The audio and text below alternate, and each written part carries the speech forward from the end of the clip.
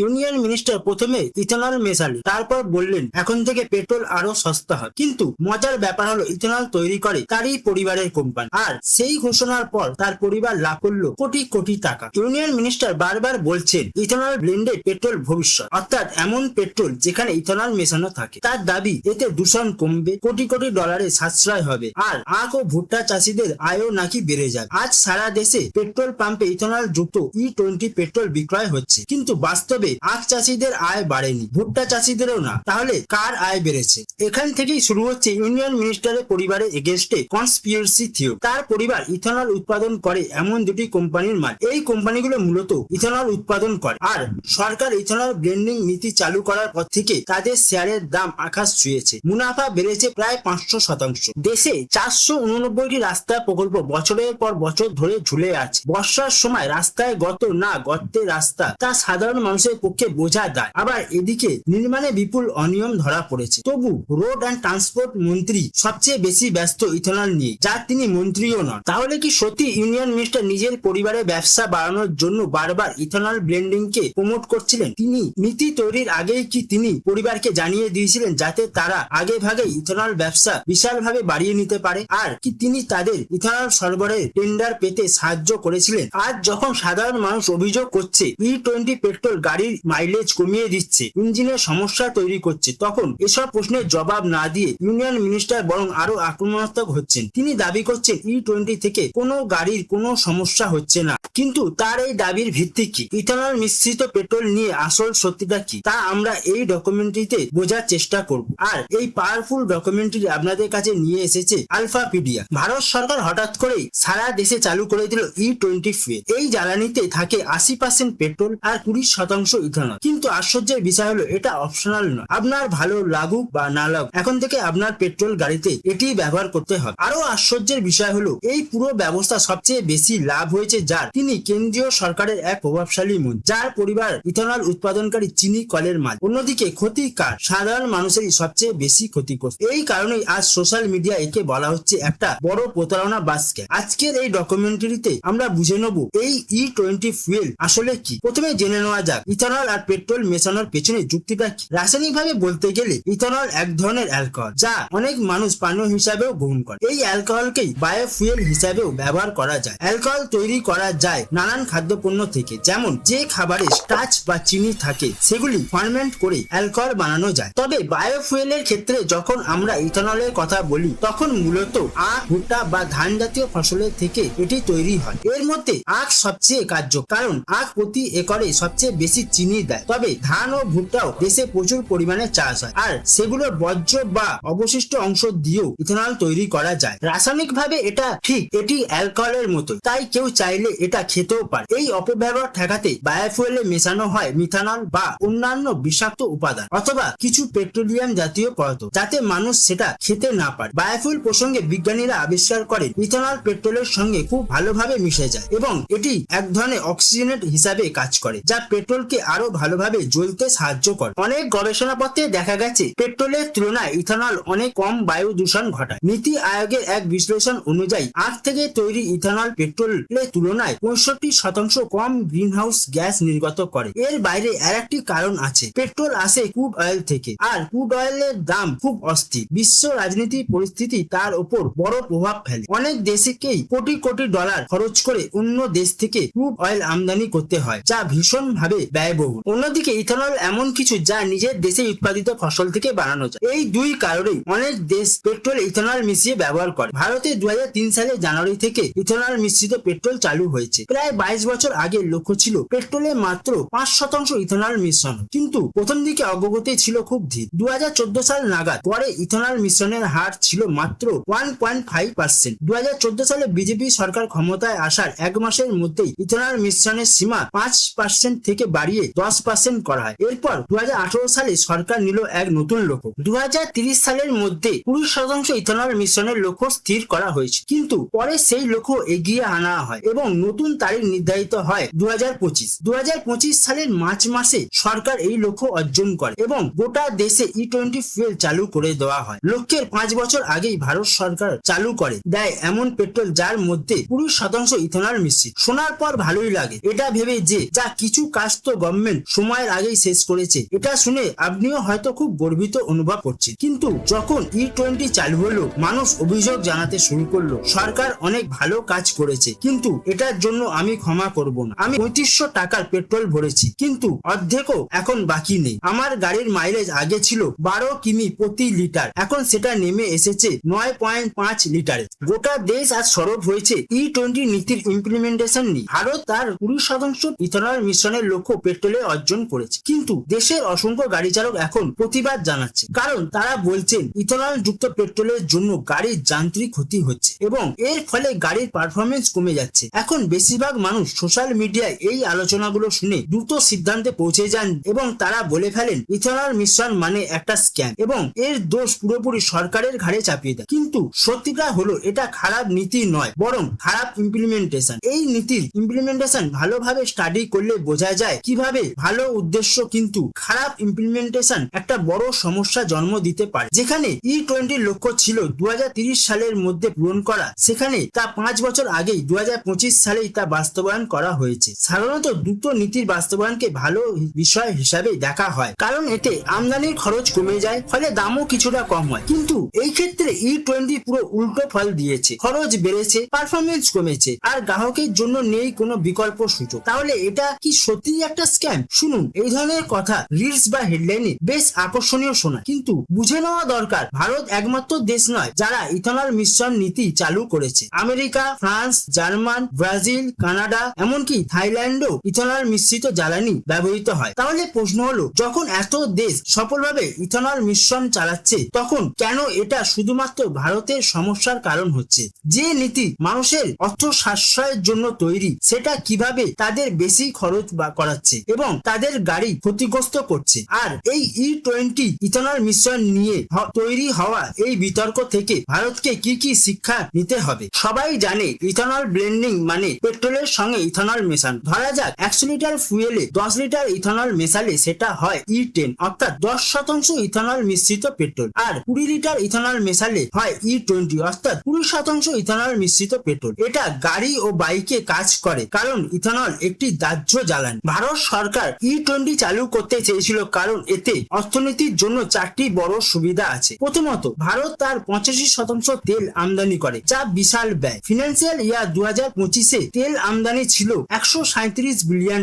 10% ethanol মিশ্রণে তেলের আমদানি $13.7 বিলিয়ন এবং 20% ইথানল মিশ্রণে $28 বিলিয়ন পর্যন্ত আমদানির খরচ কমানো সম্ভব। দ্বিতীয়ত, এটা কৃষকদের আয় বাড়ায়। ইথানল তৈরি হয় আখ ও ধানের মতো কৃষি পণ্য থেকে, তাই ফ্যাক্টরিগুলো ফসল কিনলে কৃষকদের অতিরিক্ত আয় হয়। এছাড়া ভারত লক্ষ লক্ষ টন অতিরিক্ত আখ উৎপাদন করে, যা ইথানল উৎপাদন ব্যবহার করা যায়। ইথানল পেট্রোলের তুলনায় পরিষ্কারভাবে পুড়ে যায়, ফলে কার্বন নির্গমন কমে, যা ভারতের জলবায়ু লক্ষ্যমাত্রা ও দূষণ কমানোর জন্য গুরুত্বপূর্ণ। চতুর্থ, ইথানল দেশীয়ভাবে উৎপাদিত হয়, তাই সৌদি আরব বা সংযুক্ত আরব আমিরাতের মতো দেশের উপর নির্ভরতা কম। ব্রাজিল ও আমেরিকাও এই কারণে ইথানল মিশ্রিত জ্বালানি ব্যবহার করে, যাতে তেলের আমদানি কমে এবং কৃষি উদ্বৃত্ত কাজে লাগে। তাহলে প্রশ্ন, E20 এত উপকারী হওয়া সত্ত্বেও ভারতীয়দের মধ্যে ক্ষোভ কেন? আসলে E20-র পরিকল্পনা নিখুঁত হলেও বাস্তবায়নে বড় গ্যাপ রয়েছে। প্রথম গ্যাপ হলো সামঞ্জস্য ঘাটতি। এটা বুঝতে হলে জানতে হবে ক্যালোরিফিক ভ্যালু কি। এটা হলো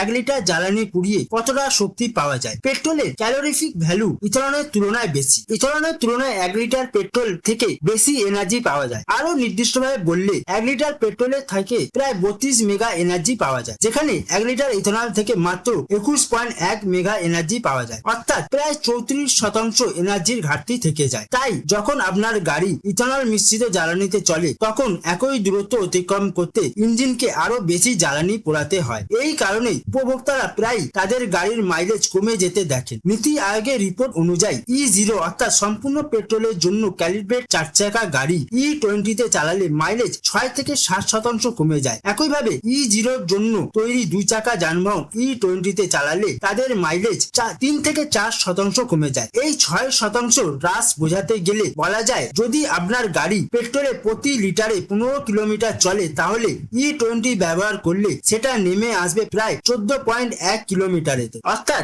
1000 কিমি চললে আপনার লাগবে 67 লিটারের বদলে প্রায় 71 লিটার E20 ফুয়েল, মানে 4 লিটার বেশি জ্বালানি। যদি পেট্রোলের দাম লিটার প্রতি 100 ধরা হয় তাহলে প্রতি 1000 কিমিতে অতিরিক্ত 400 টাকা খরচ পড়বে। এই কারণে নীতি আয়োগ প্রস্তাব করেছিল যে ইথানল মিশ্রিত পেট্রোলের দাম কম রাখা উচিত, যাতে এই ক্ষতি কিছুটা পুষিয়ে যায়। কিন্তু বাস্তবে পেট্রোলের দাম কমেনি, কারণ আপনারা যেটার জন্য অর্থ দিচ্ছেন তা পেট্রোল নয় বরং ট্যাক্স, যেমন ভ্যাট ও এক্সাইজ ডিউটি। তাহলে সমস্যা হলো মাইলেজ কমেছে কিন্তু পেট্রোলের দাম কমেনি, অর্থাৎ এই সাধারণ মানুষের জন্য এটাই সবচেয়ে বেশি হতাশাজনক। দ্বিতীয় সমস্যা হলো সব গাড়ি এখনো ইথানলের জন্য রেডি নয়। ভাবুন তো, আপনি যদি একটা লোহার রড বৃষ্টিতে ফেলে রাখেন, ধীরে ধীরে সেটা মরচে ধরে যাবে। ঠিক তেমনি ইথানল বাতাসের থেকে আর্দ্রতা টানে এবং ফুয়েল সিস্টেমে ক্ষয় সৃষ্টি করে। রবারের পাইপ ফেটে যায়, সিল শক্ত হয়ে যায় এবং পাম্পগুলো নষ্ট হতে শুরু করে। এই সমস্যার সমাধান কোনো সফটওয়্যার আপডেট দিয়ে সম্ভব নয়। ইঞ্জিনে লাগবে শক্তিশালী পাম্প, বড় ইনজেক্টর এবং ইথানল প্রুফ পাইপ। এই কারণে নীতি আয়োগ বলেছিল গাড়ি নির্মাতাদের অন্তত 4 বছরের সময়ের প্রয়োজন E20 অনুযায়ী ইঞ্জিনের ডিজাইনের পরিবর্তন করতে। মারুতি সুজুকি এখন পুরনো গাড়ির জন্য E20 আপগ্রেড কিট এনেছে, যার দাম 4000 থেকে 6000 টাকা। 2 চাকার গাড়ির নির্মাতারাও একইভাবে পরিকল্পনা করেছে এবং হিরো মোটরকর্প জানিয়েছে 2023 সালে এপ্রিলের আগে তৈরি বাইকগুলো E20 তে নিরাপদে চলতে কিছুটা পরিবর্তনের প্রয়োজন। আসলে আজকের E20 রেডি গাড়িগুলোতেও কিছু অংশ ইথানল উপযোগী হলেও তাদের ইঞ্জিন এখনো E10 এর জন্য টিউন করা। অর্থাৎ নীতিটা এত দ্রুত বাস্তবায়ন করা হয়েছে যে পুরো ইকোসিস্টেমের প্রস্তুতি নেওয়ার সময়ই পাওয়া যায়নি। এটাই দ্বিতীয় বাস্তবায়ন জনিত ঘাটতি। তৃতীয় ঘাটতি হলো খাদ্য বনাম জ্বালানির দ্বন্দ্ব। ইথানল তৈরি হয় আখ, ভুট্টা ও ধানের মতো খাদ্য শস্য থেকে। ভারত সরকার বলেছে শুধু উদ্বৃত্ত শস্য বা অখাদ্য খাদ্যশস্য ইথানল উৎপাদনে ব্যবহৃত হবে, কিন্তু বাস্তবে চরিত্র ভিন্ন। 2023-24 সালে ভুট্টা ভিত্তিক ইথানল উৎপাদন বেড়ে মোট ইথানল উৎপাদনের 42% দখল করেছে, কিন্তু 2023 সালে ভারতে ভুট্টার 50 লক্ষ টন ঘাটতির মুখে পড়ে। এই ঘাটতি ভারতের উপর এমন ভয়াবহ প্রভাব ফেলেছিল যে আমাদের নিজেদের চাহিদা পূরণ করতে গিয়ে ভুট্টা আমদানি করতে বাধ্য হতে হয়েছিল। ভাবুন তো, একমাত্র ভারতই ছিল বাংলাদেশ, নেপাল, মালয়েশিয়া আর ভিয়েতনামের মতন দেশের ভুট্টার প্রধান রপ্তানিকারক দেশ। কিন্তু 2024 সালে ভারত 0.9 মিলিয়ন টন ভুট্টা আমদানি করেছিল, যা এক লাফে 7940% বৃদ্ধি। তাহলে এখন যখন ইথানলের চাহিদা বেড়েছে, তা ধীরে ধীরে আমাদের খাদ্য সরবরাহে কামড় বসাচ্ছে। সমালোচকরা সতর্ক করে বলছে যদি E27 বা E30 মতো উচ্চ মিশ্রণের লক্ষ্য নেওয়া হয় তাহলে ভারতে খাদ্য সংকটে পড়বে। কেন? কারণ কৃষকেরা তখন ইথানল কোম্পানিগুলোর কাছেই ফসল বিক্রয় করবে, কনজিউমারের কাছে নয়। কারণ ইথানল কোম্পানির চাহিদা বেশি আর দামও অনেক সময় বেশি পাওয়া যায়। যদি এই নীতি ধীরে ধীরে 2030 পর্যন্ত সময় নিয়ে বাস্তবায়ন করা হতো তাহলে এত সমস্যা হতো না। কিন্তু হঠাৎ করে বাজারে আখ ও ভুট্টার চাহিদা বেড়ে যাওয়ায় তারও দামও বেড়ে যায় আর সস্তা জ্বালানির উদ্দেশ্যটাই ব্যর্থ হয়ে যায়। এটাই ইথানল ব্ল্যান্ডিং নীতির বাস্তবায়নে সরকারের তৃতীয় বড় ভুল। চতুর্থ গ্যাপ রয়েছে বীমা কোম্পানিগুলির মধ্যে। যখন প্রথম E20 চালু হয়েছিল, বীমা কোম্পানিগুলো এক প্রকার বোমা ফাটায়। একক প্রকাশ্যে জানায় ভুল জ্বালানি ব্যবহার করলে আপনার ইন্স্যুরেন্স ক্লেম বাতিল হতে পারে। টুইটারে যখন জিজ্ঞাসা করা হয় E10 কমপ্লায়েন্ট গাড়ি যদি E20 তে চলে এবং ক্ষতি হয় তাহলে কি সেটার ইন্স্যুরেন্স ক্লেম পাবো, একক উত্তর দেয় ভুল জ্বালানি ব্যবহারের কারণে ইঞ্জিন নষ্ট হলে সেটা গ্রস নেগলিজেন্স ধরা হবে এবং সেই ক্লেম গ্রহণযোগ্য নয়। ভাবুন তো, সরকারের বাধ্যতামূলক ইন্ধনের কারণেই যদি আপনার গাড়ির ইঞ্জিন নষ্ট হয়ে যায় তাহলে মেরামতির পুরো খরচ আপনাকেই বহন করতে হবে। গ্রাহকদের কাছে এটা হয়ে উঠেছিল এক দুঃসব। উচ্চ খরচ, গাড়ি বিকল হওয়ার ঝুঁকি আর ইন্স্যুরেন্স কভারেজ শূন্য। তবুও শিল্পক্ষেত্রে বড় লিডার যেমন society of Indian automobile manufacturer সিমের প্রশান্ত কে ব্যানার্জি এই আশঙ্কাগুলোকে ভ্রান্ত ধারণা বলে উড়িয়ে দেন। তিনি বলেন সিম সদস্য দ্বারা প্রায় 1 লক্ষ কিলোমিটার ফিল্ড ইভ্যালুয়েশন স্টাডি করা হয়েছে, যা সাধারণত 6 থেকে 8 মাস ধরে চলে। এই ট্রায়ালগুলোর সময় E20 থেকে কোনো ব্যর্থতার ঘটনা দেখা যায়নি, কোনো গাড়িতেই অস্বাভাবিক পারফরমেন্সের সমস্যা হয়নি। তাহলে এখন আমাদের সামনে দুটি বিপরীত বাস্তবতা। একদিকে আছে E20 ঝুঁকির দিক দেখানো লোকজন, অন্যদিকে আছে রেনল্টের মতন নির্মাতারা যারা বলছে সবকিছু একদম ঠিকঠাক চলছে। কিন্তু সত্যিটা হলো লক্ষ লক্ষ ভারতীয় চালকের কাছে E20 এখন এক ধূসর অঞ্চল। এর মধ্যে কাগজে কলমে এটা নিরাপদ, প্রতিশ্রুতিশীল এবং অর্থনীতির পক্ষে ভালো মনে হয়, কিন্তু তাড়াহুড়ো করে বাস্তবায়নের কারণে এই দাবি নিয়ে প্রশ্ন থেকেই যায়। সর্বশেষে ইথানলের একটা বড় সমস্যা হলো জল। মহারাষ্ট্র আর উত্তরপ্রদেশের মতন রাজ্যগুলি যেখানে জল সংকটে আগেই রয়েছে, সেখানে union food secretary Sanjeev Chopra বলছেন আখ থেকে 1 লিটার ইথানল উৎপাদনে লাগে প্রায় 3630 লিটার জল আর ভুট্টার ক্ষেত্রে লাগে প্রায় 4000 2670 লিটার জল মাত্র 1 লিটার ইথানল তৈরির জন্য। আসলে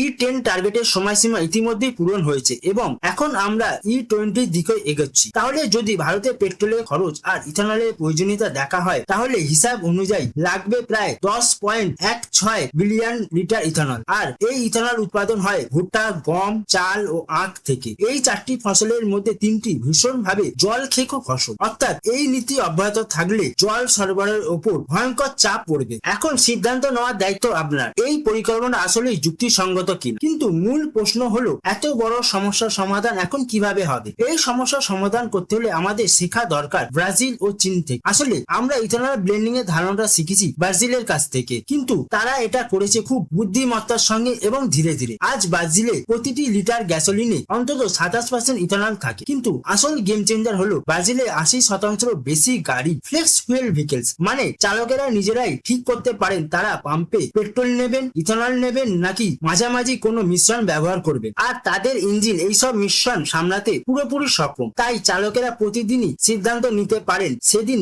যে জ্বালানি সস্তা সেটা ব্যবহার করবেন। এই প্রতিদিনের পছন্দের স্বাধীনতা, এটা সম্ভব হয়েছে সঠিক ইমপ্লিমেন্টেশন আর পরিকাঠামোর জন্য। এই তিনটি মিলেই তৈরি করেছে বিশ্বের সবচেয়ে সফল বায়োফুয়েল ইকোসিস্টেম। আর ব্রাজিল এটা এত সফলভাবে করতে পেরেছে কারণ তারা কখনো তাড়াহুড়ো করেন। তারা 1970-এর দশকে E10 দিয়ে শুরু করেছিল এবং ধীরে ধীরে 4 দশক ধরে E27-এ পৌঁছেছে। তাদের অর্থনীতি প্রথমে তেলে ধাক্কা খাওয়ার প্রায় 3 দশক পর ব্রাজিল বিদেশি তেলের উপর নির্ভরশীলতা কমাতে পেরেছে। যখন তারা বিতরণ শুরু করেছিল ইথানল, যা আখ থেকে তৈরি দাহ্য অ্যালকোহল, সে সময় এই জ্বালানি কেবল 5টি শহরে 16টি পাম্পে পাওয়া যেত। আজ সেটি পুরো দেশে পাওয়া যায় এবং পেট্রোলকে পেছনে ফেলে এখন সেটি ব্রাজিলের নাম্বার 1 জ্বালানি। তাহলে ভারতের জন্য শিক্ষাটা একদম পরিষ্কার। E20 রোল আউটের সময়সীমা বাড়িয়ে 2030 পর্যন্ত করা উচিত। বর্তমানের মতো তাড়াহুড়ো করে নয়, বরং ধাপে ধাপে বাস্তবায়ন করা দরকার। প্রথমে E10, তারপর ধীরে ধীরে E20-তে যাওয়া 2030 সালের মধ্যে। কারণ নীতি আয়োগের নথিতে যেমন বলা আছে, বিদেশি মুদ্রার সাশ্রয়, সস্তা জ্বালানি আর কৃষকদের আয়ের সুবিধা পেতে হলে গাড়ি নির্মাতাদেরও অন্তত 4 বছরের প্রস্তুতির সময় দিতে হবে। না হলে যদি এই পরিকল্পনার বিরুদ্ধে প্রতিক্রিয়া শুরু হয় তাহলে সরকার বাধ্য হবে তা ফিরিয়ে নিতে, আর তাতে আগামী 5 বছরের সব সুবিধাই হাতছাড়া হয়ে যাবে। এইভাবেই আমরা কম্পেবিলিটি গ্যাপ দূর করতে পারি। এটা ঠিকভাবে বাস্তবায়ন হলে বীমা কোম্পানিরও কোনো আপত্তি থাকবে না। তাই ভারতের জন্য শিক্ষাটা পরিষ্কার। সাফল্য মানে শুধু বায়োফুয়েল উৎপাদন নয়, বরং গ্রাহকদের বাস্তব বিকল্প দেওয়া এবং পুরো সাপ্লাই চেইন যেন কখনো ভেঙে না যায় সেটা নিশ্চিত করা। দ্বিতীয়ত, ভারতের এখন সময় এসেছে 1G ইথানল থেকে 2G ইথানলে যাওয়া। যারা জানেন না তাদের জন্য, যেখানে 1G ইথানল তৈরি হয় খাদ্য ফসল যেমন আখ ও ভুট্টা থেকে, সেখানে 2G ইথানল তৈরি হয় কৃষি বর্জ্য থেকে যেমন খড়, তুষ, ডাটা ইত্যাদি। এই পরিবর্তন অত্যন্ত গুরুত্বপূর্ণ এবং কারণ 2G ইথানল খাদ্য সরবরাহের সঙ্গে কোনো প্রতিযোগিতা করে, বরং সেই বর্জ্য ব্যবহার করে যা অন্যথায় পুড়িয়ে ফেলা হয়। এটা ইথানলকে করে তোলে আরো পরিষ্কার, টেকসই এবং ভারতের জ্বালানি নিরাপত্তার জন্য অনেক ভালো। আর যদি আমরা 2G ইথানল ব্যবহার করি তাহলে প্রতি লিটার জ্বালানির দাম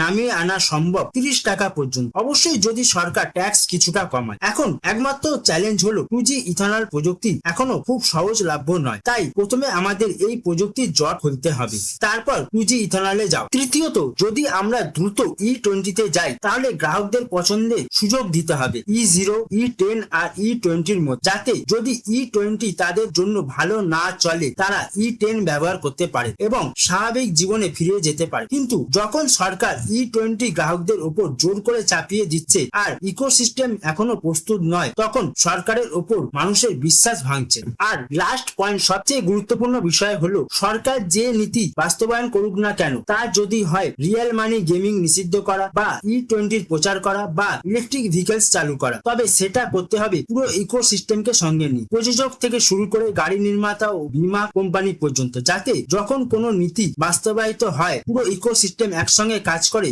সফল করে তুলতে পারে। তা না হলে ফলাফল উল্টো হতে পারে। কারণ দিনের শেষে সরকারের উদ্দেশ্য মহৎ, তারা কৃষকদের আয় বাড়াতে চায়, বিদেশি তেলের উপর নির্ভরতা কমাতে চায় আর জলবায়ু পরিবর্তনের সমস্যার মোকাবেলা করতে চায়। কিন্তু যখন এই মহৎ উদ্দেশ্যের সঙ্গে সঠিক ইমপ্লিমেন্টেশন না হয় তখন সাধারণ মানুষ আর সরকারের মধ্যে বিশ্বাসের দূরত্ব তৈরি হয়। আর সেই বিশ্বাসই সবচেয়ে মূল্যবান জিনিস, যেটা হারানোর সামর্থ্য কোনো সরকারেরই নেই। তাহলে এই ডকুমেন্টের নৈতিক শিক্ষা হলো সরকারের উদ্দেশ্য সঠিক, কিন্তু বাস্তবায়ন এখনো তাড়াহুড়ো ও অপরিণত। তাহলে প্রশ্ন হলো, ইথানল কি সত্যি পেট্রোল পেট্রোলের দাম কমাতে পারে এবং কৃষকদের ধনী করতে পারে? উত্তর হ্যাঁ পারে, কিন্তু আজ কি সেটা পেট্রোলের দাম কমাচ্ছে? উত্তর না। ইথানল ব্লেন্ডিং কি টেকসই জ্বালানির কৌশল হতে পারে? হ্যাঁ অবশ্যই। অন্যান্য দেশে ইতিমধ্যে এটা করেছে, আর নীতি আয়োগ নিজেও এই নীতির সঠিক ইমপ্লিমেন্টেশন যৌক্তিক পরামর্শ দিচ্ছে। সংক্ষেপে বললে এটা কোনো স্ক্যাম নয়, বরং খারাপ ইমপ্লিমেন্টেশনের ডকুমেন্ট। এই হলো E20 ডকুমেন্টারি, যেখানে আছে নীতির গ্যাপ, ইমপ্লিমেন্টেশন ঘাটতি এবং যেসব পদক্ষেপে আমরা এই সমস্যার সমাধান করতে পারি। আজকের এপিসোডে এই পর্যন্তই বন্ধুরা। আমি নিচে নীতি আয়োগের ডকুমেন্টারি লিংক দিয়েছি, যাতে আপনারা নিজেরাই দেখে নিতে পারেন কিভাবে একটা নীতি বাস্তবায়ন করা উচিত এবং কোথায় কোথায় গ্যাপ থেকে গেছে। আর যেমন সবসময় বলি, যদি আজকের এপিসোড থেকে কিছু শেখেন তাহলে লাইক বাটনে ক্লিক করুন, আর এই রকম আরো অর্থনৈতিক ও রাজনৈতিক কেস স্টাডি পেতে আমাদের চ্যানেলটি সাবস্ক্রাইব করুন। ধন্যবাদ সবাইকে দেখার জন্য। আবার দেখা হবে পরের এপিসোডে।